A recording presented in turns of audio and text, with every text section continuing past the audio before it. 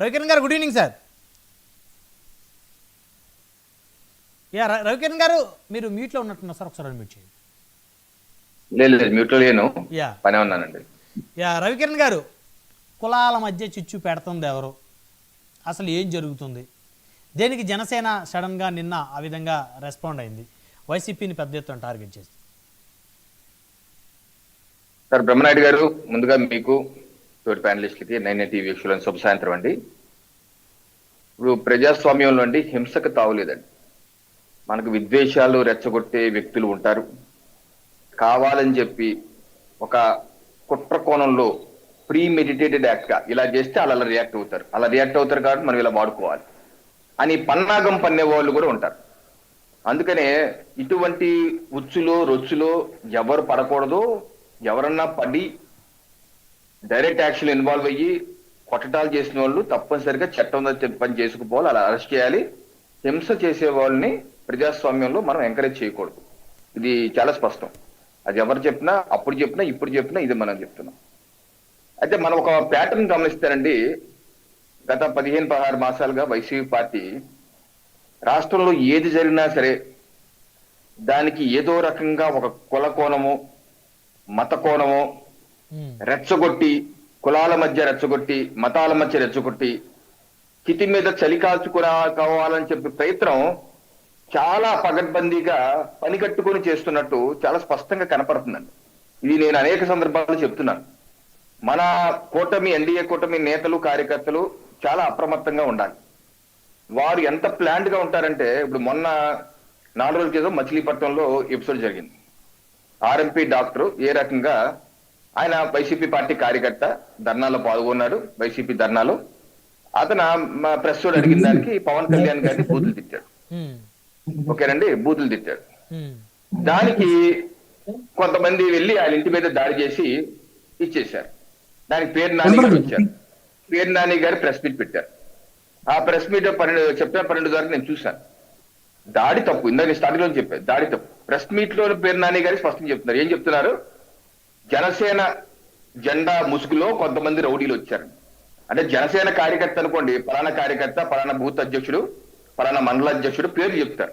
ఈయన అన్నారు జనసేన జెండా ముసుగులో కొంతమంది రౌడీలని అంటూ. ఆయన ఏమన్నారంటే, అయితే ఆర్ఎంపీ డాక్టర్ రజకుడు కాబట్టి అతను కొడతారా? ఇలా మాటలన్న కాపులను కొట్టరా? ఇలా మాటలన్న గవర్నర్ కొట్టరా? ఇలా మాటలన్న పలానా కులం కొట్టరా అని చెప్పి అన్నారు. చూడండి, అక్కడ ఎలిమెంట్ ఒక కుల రంగులోకి తిప్పుతున్నారు ఆయన. జరిగింది ఏంటి? వైసీపీ కార్యకర్త తిట్టారు, జనసేన ముసుగులో ఉన్నటువంటి జెండా పట్టుకున్న రౌడీలు వచ్చి కొట్టారు, లేదా ఇంటి మీద దాడి చేశారు. దాన్ని కులకోణంలో తిప్పి కులాల మధ్య రాసేసే ప్రయత్నం చేస్తున్నారు. దాన్ని జగన్మోహన్ రెడ్డి గారు ఆర్ఎంపీ డాక్టర్కి ఫోన్ చేసి పరామర్శిస్తున్నారు. ఓకే, పరామర్శించడం ఓకే, తప్పులేదు. కానీ నేను జగన్మోహన్ రెడ్డి గారు వైసీపీ పార్టీ అడిగేది ఏంటంటే, మీరు ముఖ్యమంత్రిగా ఉన్నప్పుడు మిమ్మల్ని తిట్టారని చెప్పేసి, పట్టాభి గారు మిమ్మల్ని తిట్టారని చెప్పేసి మీ యొక్క పార్టీ నేతలే స్వయంగా దిగిపోయి, పార్టీ నేతలే వాళ్ళ కారులో దిగిపోయి టీడీపీ పార్టీ కార్యాలయం మీద దాడి చేసి, ఆ కార్యాలయం మీద దాడి చేసి పగలగొట్టి ఫర్నిచర్ ని బొర్రలు పాల్గొట్టి మనుషులు దాడి చేసిన వ్యక్తిని మీరు ఆ రోజు సమర్థించుకున్నారు కదా. నా ఫ్యాన్స్ తప్పేం లేదు, బీపీ ఎక్కి చేసుకున్నారు, దాని తప్పేలేదు సమర్థించుకున్నారు కదా. అలా బాటంగా సమర్థించుకున్న వ్యక్తులు ఇప్పుడు ఈ రకంగా దీన్ని ఏ రకంగా మీరు తప్పు పడతారు? ఆ రోజు మేము తప్పు పట్టాం, వైసీపీ పార్టీ చేయడం తప్పు పట్టాం, అలాగే టీడీపీ ఆయన మాట్లాడటం కూడా తప్పు పట్టాం. బట్ మీరు ఏ రకంగా మీరు ఈ రోజు వరకు సంబంధించి మొన్న కూడా 2 నెలల క్రితం కూడా దాని మీద తప్పు లేదని చెప్పి మాట్లాడుతున్నారు ఆయన. అలా సమర్థించు ఏంటి? తిడితే కొట్టడం అన్నది మీ దృష్టిలో తప్పలేదు. ఒకళ్ళు తిడితే కొట్టడం అనేది మీ దృష్టిలో తప్పలేదు. తప్పలేనప్పుడు మచిలీపట్నం విషయంలో తప్పు ఎందుకు పడుతున్నారు? ఇది ఒకటి. 2, కైకలూరు విషయంలో కూడా మీరు ఆ రోజు జరిగిన తప్పు ఎవరు చేశారో వాళ్ళు శిక్షించాలి, నో డౌట్ అబౌట్ దట్. కానీ నేను అడిగేది ఏంటంటే, వైసీపీ పార్టీని మీరు ఏ రకంగా, మీరు ప్రభుత్వంలో ఉన్నప్పుడు అయితే మీ ఎమ్మెల్సీ డ్రైవర్ సుబ్రహ్మణ్యాన్ని సాక్షాత్ మీ ఎమ్మెల్సీ, ఎవరో దానిపోయే కార్యకర్త కాదు, దానిపోయేవాడు కాదు, ఎమ్మెల్సీయే చంపేసి డోర్ డెలివరీ చేసి నేనే చంపానని చెప్పి మీ ఎమ్మెల్సీ డైరెక్ట్ గా పోలీసులకు కూడా ఇచ్చిన వ్యక్తిని ఈ రోజు వరకు మీరు మీ పార్టీలో పెట్టుకుని, మొన్న కూడా 2024 ఎలక్షన్ లో కూడా మీకు కూడా తిప్పుకుంటూ ఈ రోజు వరకు ఇచ్చిన వరకు మీ పార్టీలో ఉండి ఉన్న వ్యక్తిని, దళితుని చంపాలని డోర్ డెలివరీ చేసిన వ్యక్తిని పెట్టుకుంటూ మీరు ఏ రకంగా మీరు తప్పడతారు? వైసీపీ నాయకులు, వైసీపీ పార్టీ, జగన్మోహన్ రెడ్డి ఏ రకంగా తప్పడతారు? కైకిలు మీకు నైతిక హక్కులు మేము తప్పడతాం. ఇప్పుడు ఈ రోజు జనసేన ప్రతినిధి గారు మన సాంబశివరావు గారు తప్పన్నారు, టీడీపీ తప్పన్నారు, మేము తప్పండి. ఎందుకంటే ఆ రోజు తప్పలేదు, ఈ రోజు తప్పని అన్నాం, చర్యలు తీసుకోవాలన్నాం. ఈ రోజు వరకు మీరు సమర్థించుకున్నారు కదా ఎమ్మెల్సీని. ఇది మీకు నైతిక హక్కు ఉందా? ఇంకా మూడో పాయింట్, నిన్న భూమన కరుణాకర్ రెడ్డి గారు అయ్యా ఇప్పుడు ఇందాక రెండు చెప్పింది కులాల మధ్య, దాన్ని వక్రీకరించేసి కులాల మధ్య రాజేసే ప్రయత్నం చేస్తున్నారు. నిన్న కరుణాకర్ రెడ్డి గారు ఏమంటారు, తిరుపతిలో అక్కడ విష్ణుమూర్తి విగ్రహం ఉంది, రోడ్డు మీద పడేశారు, మద్యమంతా ఉంది, హిందువుల్ని టీటీడీ పట్టించుకోవట్లేదు, హిందువుల యొక్క మనోభావాలతో ఆడుకుంటున్నారు అంటే హిందువుల్లో ఒక అలజడి సృష్టించాలి. వాస్తవం ఏంటి? అది ఆ విగ్రహం ఎప్పటి నుంచో 15 సంవత్సరాల నుంచి అక్కడే ఉంది. ఇప్పుడు అక్కడ అది టీటీడీకి సంబంధం లేదు.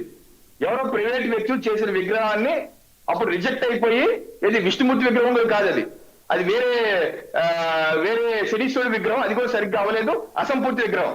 ఎప్పటి నుంచి 15 ఏళ్ళుగా ఉంది. కరుణాకర్ రెడ్డి గారు చైర్మన్ గా ఉన్నప్పుడు కూడా ఉంది అలాగే. దాన్ని ఈ రోజు వక్రీకరించి హిందువుల యొక్క మనోభావాలు, పాస్టర్ ప్రవీణ్ ఇష్యూ, రాజమండ్రి మా జిల్లా ఉమ్మడి తిరుపతి పాస్టర్ ప్రవీణ్ ఇష్యూ, ఏ రకంగా వైసీపీ మైనారిటీ నాయకులు వచ్చేసి బైబిల్ పట్టుకుంటే ఎంతమంది చంపేస్తాం అది చెప్పేసి అన్నారు. ఏ రకంగా వక్రీకరించి పాస్టర్ ప్రవీణ్ విషయంలో క్రైస్తవులకి హిందువులకి మధ్య గొడవ.